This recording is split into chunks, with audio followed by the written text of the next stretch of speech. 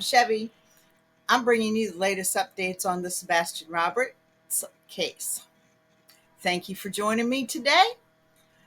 For those of you who are joining me for the first time, this is a safe place to discuss outside the box ideas, whether it's true crime, alternative history, fascinating current events, or just topics that pique our interest. We welcome you. We hope that you will like. And if this sounds like a good fit, please subscribe. If you're a returning sub, you know I love you so much. Y'all are the coolest. For real. And now you can actually join me here at Chevy Cool Lady and become part of the cool clubs that we've set up. I hope you will check it out. In the meantime, we're going to take this story from the latest things that have happened on back to the beginning. I did include some of the original 911 call just so we can get a feel for how serious this matter is. We're looking for. First name is Sebastian. I'm sorry, can you repeat that? First name is Sebastian.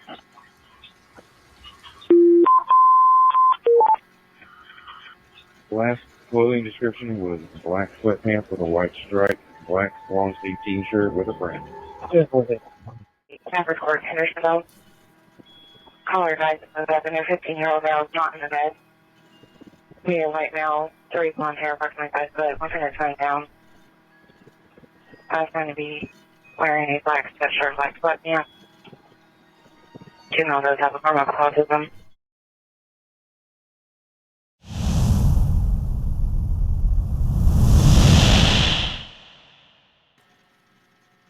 The case of Sebastian Rogers, a missing teenager, had garnered the attention from various online creators, including the controversial YouTuber Andrew Griffin, also known as Bullhorn Betty.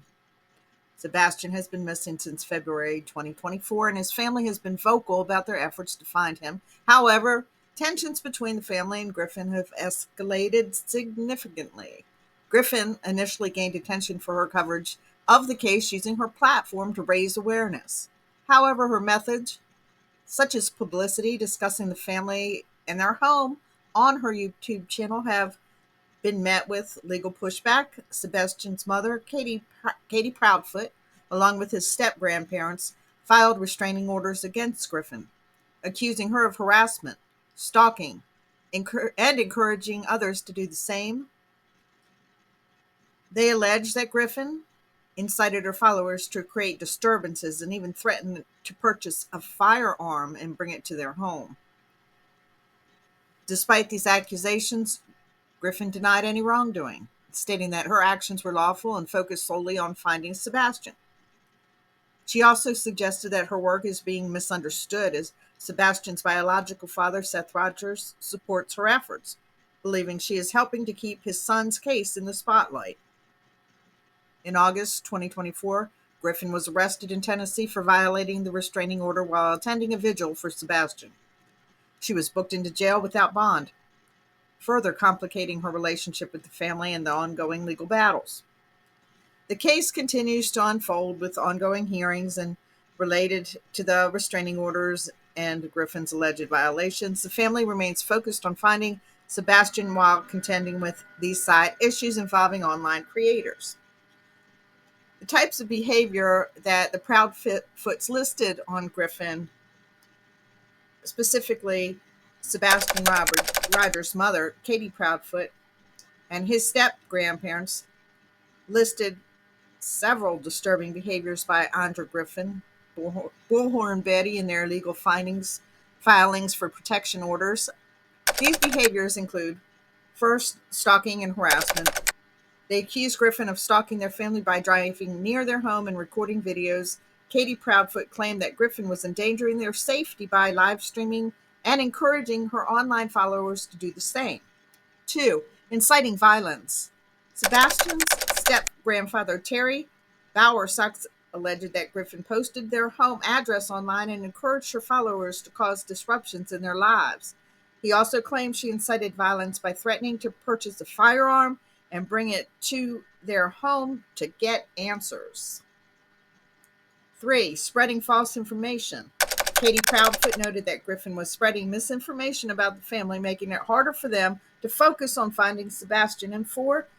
Violation of orders. Despite the restraining orders, Griffin reportedly continued to discuss the Proudfoot family on her YouTube channel, which was seen as a violation of the court's directives. We will actually hear from Bullhorn Betty and her response. There is a pending court date. It was supposed to be today, but it was called off because someone allegedly made arrangements for a marching band to disrupt the proceedings. Tell me what you all think about this. I've included some information concerning some legalities and legal strategies of the lawsuit in effect of the RICO Act. So let me know what y'all think. If you think content creators should be considered organized crime, especially if they are organizing harassment. That's a real term, and it's coming to the forefront. It's even been discussed in Psychology Today by Dr. Pierre, organized harassment. And that sounds what it is. Should that be covered by the RICO Act? Let me know what you think in the comments box, guys. Let's go ahead and watch the rest together. Thank you. 123-page list of exhibits and testimonies was filed last Friday. The plaintiffs include Dog the Bounty Hunter, Sebastian Rogers' father, Seth, and the father's spokesperson, Tony Mathis, as well as YouTuber Andrew Griffin. The lawsuit alleges 2 influencers, a YouTuber and TikToker, created a, quote, coordinated campaign of cyber harassment, false allegations, and witness intimidation. The lawsuit ties back to the search for missing Sumner County teen Sebastian Rogers. He was last seen in February at his family home in Hendersonville. Dog the Bounty Hunter joined the search for Sebastian in September. Online communities for several reasons. Fear of litigation. The mere threat of a RICO charge can be chilling, leading to self-censorship and a decrease in online discourse. Financial burden. RICO charges can be extremely costly, with legal fees and settlements draining the financial resources of online communities. Reputational damage. RICO charges can lead to bad press, damaging the reputation of online communities and individuals. Intimidation and coercion. RICO charges can be used to intimidate and coerce online communities into silence, suppressing free speech and free expression. Sumner County teen Sebastian Rogers. He was last seen in February at his family home in Hendersonville. Dog the Bounty Hunter joined the search for Sebastian in September and added $75,000 to the reward for information, now totaling $125,000. The plaintiffs claim the influencers encouraged their subscribers to flood tip lines, and law enforcement with false reports have threatened Dog the Bounty Hunter and other searchers, allegedly slowing down critical travel and coordination for search efforts. A spokesperson for Sebastian's father said one of the influencers threatened to, quote, take him down, while Sebastian's dad wrote, quote, I'm fighting against a coordinated group of individuals who seem more interested in destroying me than helping to find my boy. He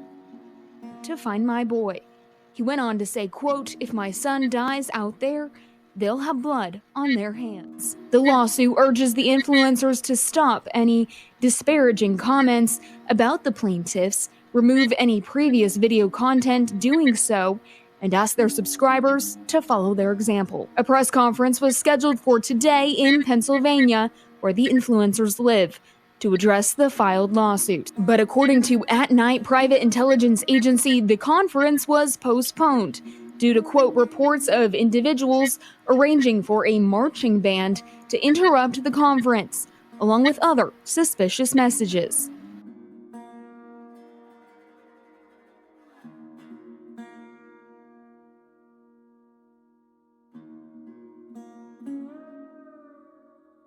It looks like a person. It is a person we know, but there's another pond. He's standing back there by himself. Past the construction zone in the same area back there. The north end of it, yeah. Down the machinery goes straight back. There's a person in the woods by that pond. Past the house on the other side of the tree line. going back toward beach or going themselves and a few troopers. They're going to hit the roads outside of our immediate vicinity and just look for him walking down the roadway somewhere. 3301 Long Hollow Pike has been cleared. Stone House, several outbuildings have been cleared. They're unlocked if anyone else wants to look. I just sent you the endangered poster. If you can put that on our social media, please.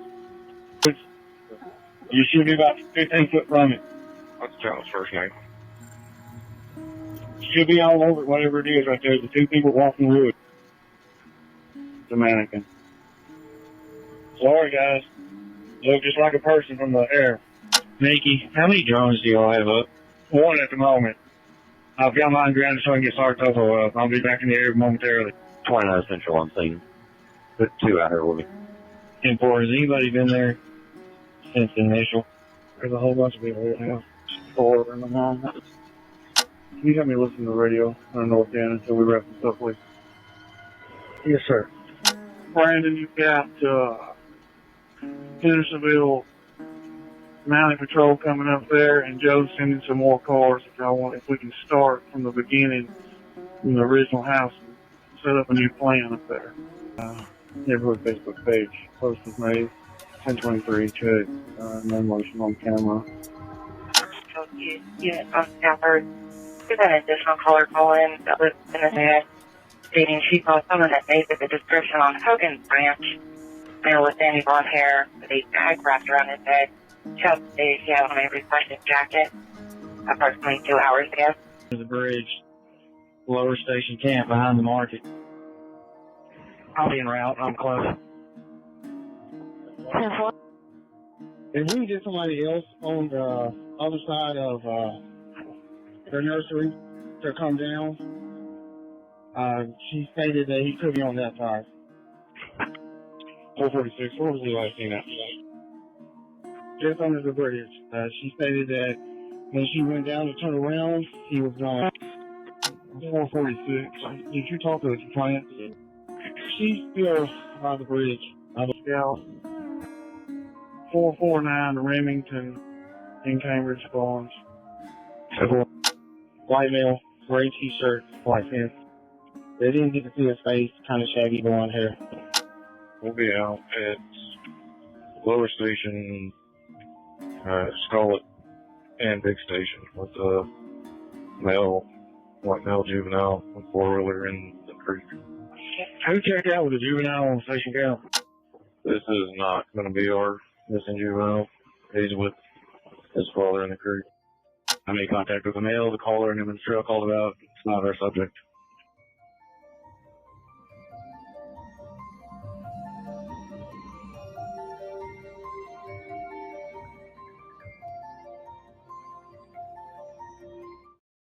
To run their narrative because they want us to. There's freedom of the press in this country, and the government's not going to tell me that I cannot tell my audience, my fact-finding, what I found out about this case with shoe leather work and the evidence that we have not only submitted to the team, but submitted over to law enforcement as a result of the work we've done. We're not going to go into that.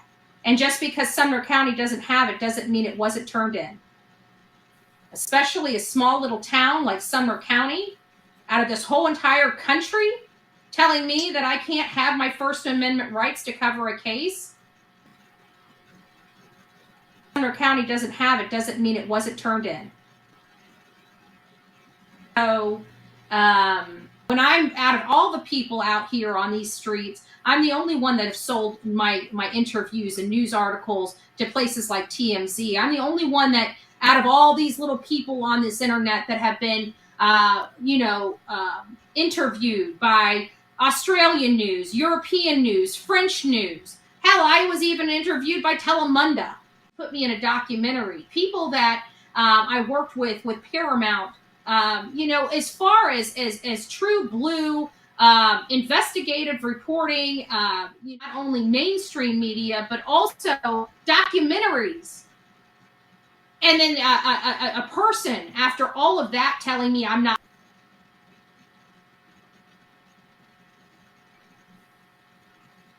media, there's something wrong with that person. the case. It's a huge mystery.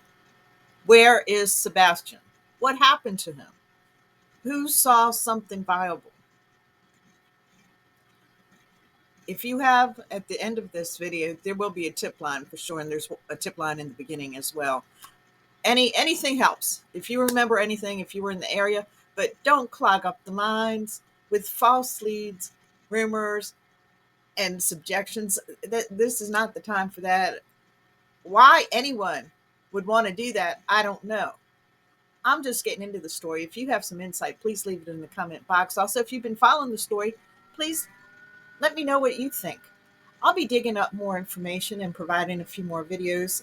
I had originally not wanted to cover this story because, as you know, I'm a big softie, and when it comes to kids, I don't want my heart broken, but sometimes you just have to swallow that and move forward. This case needs awareness, and Chevy Cool Lady is bringing it to you as best I can.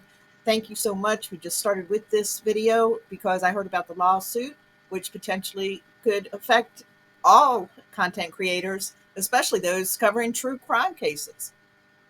Now that I've looked into that case and heard some of the allegations, if those are true, that's just shameful behavior. I'm not familiar with Bullhorn Betty. There's,